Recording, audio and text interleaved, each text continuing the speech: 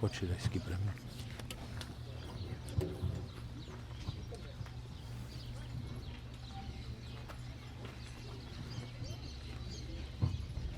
Amado Padre Flaune, nosso pároco, seminaristas, toda a equipe desta liturgia aqui presente, meus irmãos e minhas irmãs, neste campo santo, onde repousam os que nos precederam, o coração se silencia e a alma se abre ao mistério. O cemitério é, para nós, a escola da humildade, o altar do silêncio e da verdade. Aqui o orgulho humano é quebrado e a vaidade se dissolve como névoa diante do sol. O pó nos recorda o que somos e o céu nos recorda o que seremos. A palavra de Jó ressoa como um grito de fé entre as ruínas da dor. Eu sei que o meu Redentor está vivo e que por fim se levantará sobre o pó. O homem provado, ferido, humilhado, encontra esperança na certeza de que o Senhor triunfará sobre a morte. É na fraqueza que a fé se torna forte. É no limite da dor que a alma aprende o desapego das seguranças humanas, das posses, das aparências e até do nosso próprio eu. A morte é o espelho da verdade. Diante dela, todas as máscaras caem. Ninguém leva consigo deste mundo os títulos, os cargos, o poder, a riqueza ou os aplausos. Leva-se apenas o amor com que se viveu e a fé com que se serviu. Por isso o cemitério é um chamado à conversão. A humildade é o caminho da nossa salvação. O orgulho é a estrada da nossa perdição. Como dizia São Bernardo, onde entra o orgulho, Deus se retira. Onde entra a humildade, Deus habita. Vamos repetir? Onde entra o orgulho, Deus se retira. Onde entra a humildade, Deus habita. O Salmo 22 que nós cantamos é o Salmo do Bom Pastor.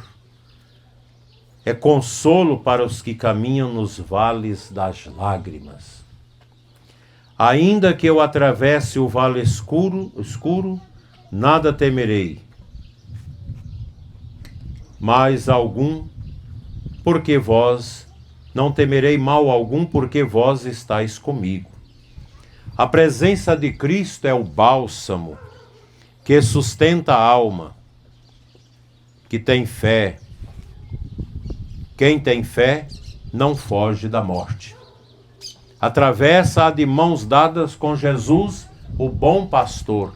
E eu recomendo a vocês decorar este salmo para rezá-lo nas diversas circunstâncias da vida, todos os dias. Faz muito bem. Essa travessia que nós temos, ela só é possível ser feita da parte de quem desapegou-se das ilusões deste mundo, bem como das prepotências que muitas vezes nós temos na alma. Desapegar-se de si mesmo é o exercício mais difícil, porém mais libertador. Muitos vivem aprisionados em si, na vaidade, na ambição desmedida, na busca de domínio sobre os outros. Mas o Evangelho de hoje diz: estejam com os rins cingidos e as lâmpadas acesas. O servo vigilante é aquele que vive leve, sem o peso do orgulho, com o coração pronto para servir e a alma livre para amar. Quem se desapega do mundo já começa a saborear o céu aqui na terra. E a gente fica muito feliz de ver os nossos jovens, adolescentes, hoje o dia todo nos nossos cemitérios, evangelizando. Porque eles já têm uma certeza do céu, já têm no coração o desejo de Deus. E São Paulo proclama aos coríntios: Cristo ressuscitou dos mortos, primícias dos que morreram. A vitória de Cristo sobre a morte é também a vitória sobre o orgulho do homem, que quer ser seu próprio Deus. Em Adão, todos morrem. Em Cristo, todos revivem. O pecado original foi o orgulho da autossuficiência. E a redenção, meus irmãos, passa pela humildade de reconhecer que sem Deus nada somos. Essa é uma grande verdade. Sem Deus nada somos. A morte, meus irmãos, é o remédio do orgulho. Ela nivela todos os homens, o rei e o pobre, o juiz e o réu, o sábio e o ignorante, repousam sob o mesmo chão, o negro e o branco, o velho e a criança. Ninguém escapa. A diferença está apenas na alma. Se amou e serviu, se perdoou, se buscou a Deus. Quem vive com humildade morre em paz. Quem vive de soberba morre nas trevas.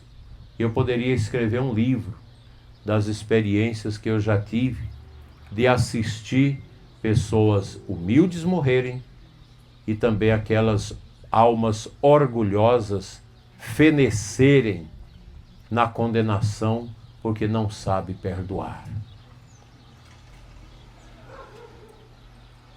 Por isso, é urgente que rezemos não só pelos que amamos, mas também pelos que se perderam no caminho da soberba e da corrupção.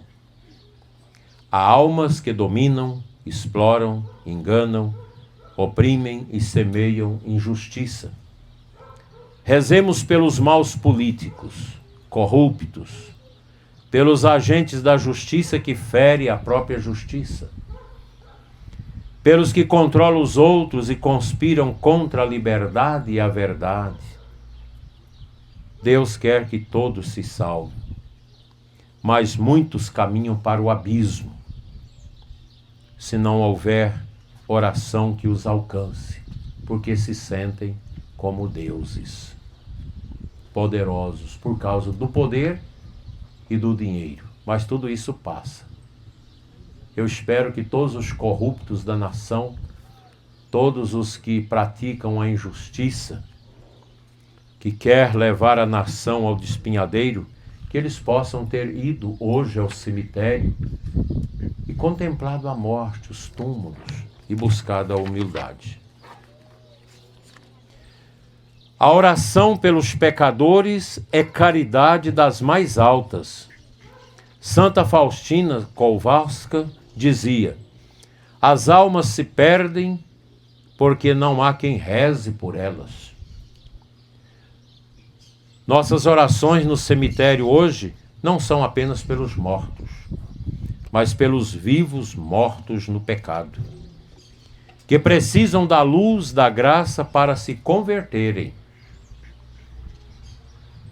Imagina as pessoas que roubaram os idosos, que roubaram a aposentadoria dos velhinhos pobres para comprar jet ski, mansões e até aviões. Essas pessoas não podem receber o céu se não se arrependerem do pecado, devolver o que roubou, fazer penitência e voltar a Deus através de uma boa confissão. Grande parte deles foram batizados, foi batizada na Igreja Católica. Por isso nós precisamos rezar pela conversão desses pecadores. Rezar pelos maus é um ato de amor heróico, pois pedimos que Deus salve aqueles que o rejeitam. E se é verdade que há muitos que abusam do poder e buscam controlar a consciência dos outros, é também verdade que Deus reina sobre toda tirania. São Paulo diz: Cristo reinará até colocar todos os inimigos debaixo de seus pés. Nenhum império da injustiça é eterno. Todo trono erguido no orgulho cairá, mas o coração dos humildes permanecerá diante de Deus como perfume agradável. A morte, meus irmãos, é o grande chamado à conversão. Enquanto há tempo, ainda é possível amar, perdoar, pedir perdão e recomeçar. No cemitério a voz de Cristo ressoa: estai preparados, porque o Filho do Homem virá na hora em que não pensais. Preparar-se não é temer, é viver com o coração puro, as mãos limpas e a alma desapegada, confessada, alma que comunga, alma que reconhece seus pecados. Isso é humildade. Portanto, a humildade é a arte de viver diante de Deus como filho e não como dono. O orgulho quer dominar o mundo.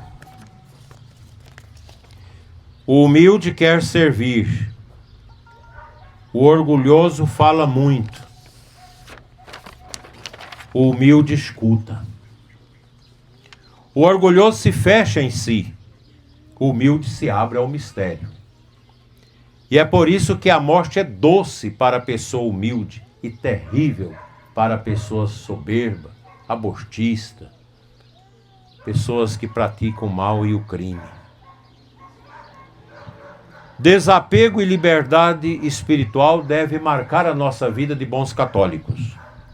Quando o coração se desprende da necessidade de ter, de aparecer e de vencer, ele se torna leve como o vento do Espírito. Isso aqui é para todos nós, inclusive para o bispo. Principalmente para o bispo.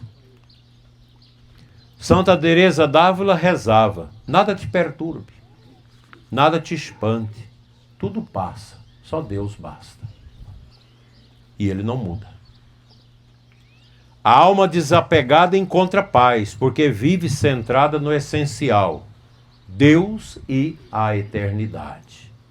E a gente deve perguntar sempre: Senhor, onde eu quero passar a minha eternidade?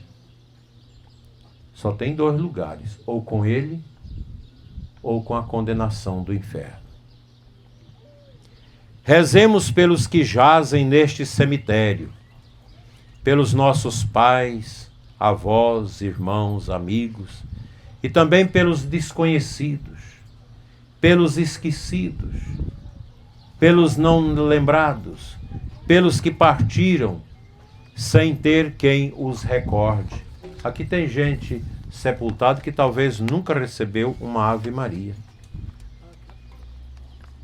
Profundamente esquecidos. Muito triste isso.